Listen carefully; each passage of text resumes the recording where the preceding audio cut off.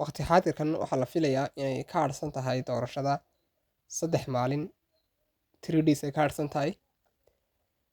Tani haddaba caqabad weyn ma ku noqon kartaa dhammaan shacabka ama dhalinyarada ku nool dalkan United States of America ee dalkan Mareykanka, kuwaasi oo kusoo galay dalka si sharci darro ah. Dhammaantood waxay ka muujinayaan walaac fara badan jagada madaxtooyada ee Mareykanka oo ay u tartamayaan. Donald Trump ayaa ah midka ugu cadcad sanadkan jagada Mareykanka, kaasi oo hore u sheegay inuu tarxiili doono ama uu dib u celin doono dhammaan soo galootiga dalkan Mareykanka oo aan haysan wax sharci ah haba yaraatee. Haddaba mid ka mid ah dhalinyarada ayaana khadka taleefanka kula xiriiray, kaasoo ii sheegay in ay weli ay rajeynayaan in ay ka helaan magangeliyo siyaasadeed, ama ay magangeliyo waxa weeye ka heli karaan dhanka baarlamanka iyo dhanka xuquuqda ama dhanka maxkamadaha Mareykanka oo wareysi la yeelan doono dhammaan dalkan dhammaan soo galootiga. Laakiin dhanka madaxweynaha uma hayo ayaa la leeyahay inta badan waxa weeyaan uma hayo wax fursad ah oo bannaan. Taas ayaa ah mid ugu weyn oo walaaca sii badinaysa dhalinyarada ku nool Mareykanka oo hadda ku gashay sida sharci darrada ah iyo aad uga walaacsan. Doorashada waxaa laga joogaa ama waxaa ka harsan inta waqti xaadirkan 3 maalin ayaa ka hadhay oo keliya doorashada dalka Mareykanka, taasi oo dhici doonta bisha November ay dhici doontaa gudaheeda. Dhammaan doorashada dalka Mareykanka waxay dhammaan saameyn ku yeelan doontaa dhaqaalaha iyo dhan walba, sababtoo ah madaxweynaha inta badan Trump wuxuu aad u ololeynayaa inuu tarxiili doono ama uu dib u celin doono dhammaan soo galootiga dalka Mareykanka kusoo galay sida sharci darrada. Tan ayaa ah caqabadaha ugu waaweyn ee saameyn kara dhammaan dhalinyarada dalkaas.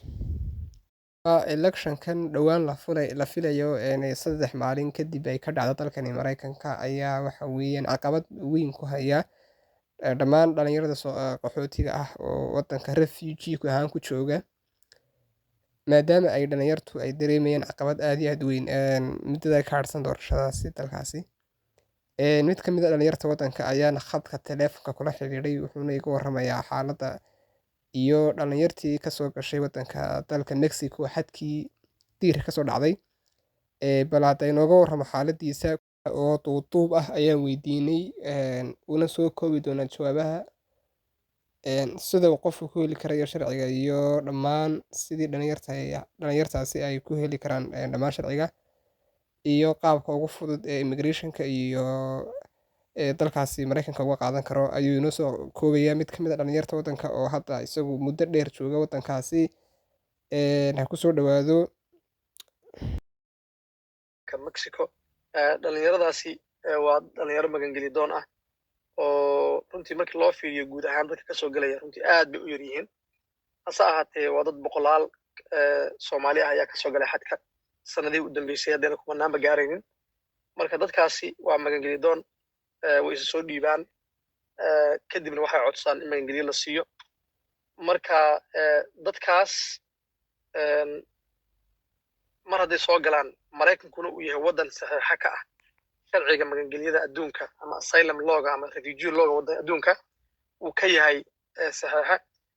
Uu ku qasban yahay qofkii yidhaahda anigu waxaan ahay qof dalbanaya asylum in la dhegaysto.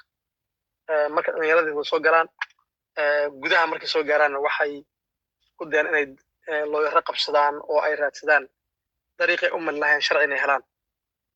Qof walba nasiibkiisa uu ka calaf qaadaa maxkamadaha, kadibna inkastoo ay maxkamadda muddo dheer aad u dheer qaadanayaan, marka kuwii horey already soo galay ee waddanka gudihiisa jooga, waxaan kula talin lahaa inay xaraystaan magangelyadii ay raadsanayeen.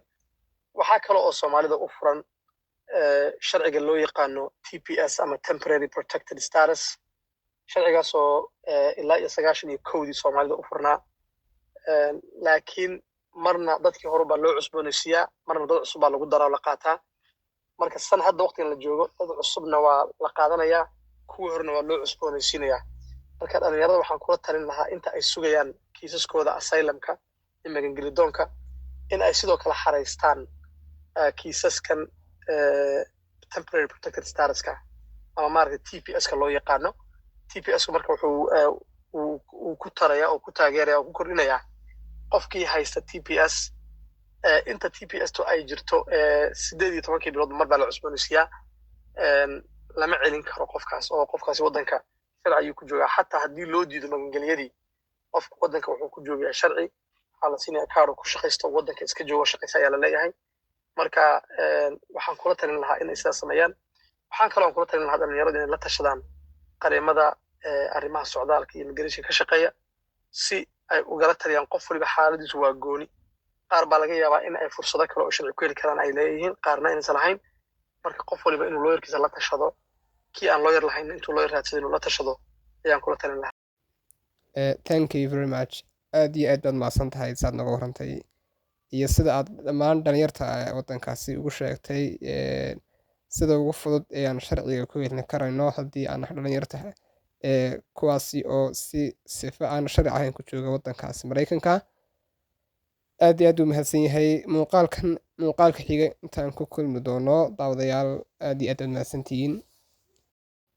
fadlan muuqaalkaasi like gareeya lana socda barnaamijyo xiisa leh ee barteenan kuwaasi oo luqadda hooyo aan kugu soo gudbin doono. aad iyo aad baad mahadsantihiin daawashada muuqaalkan.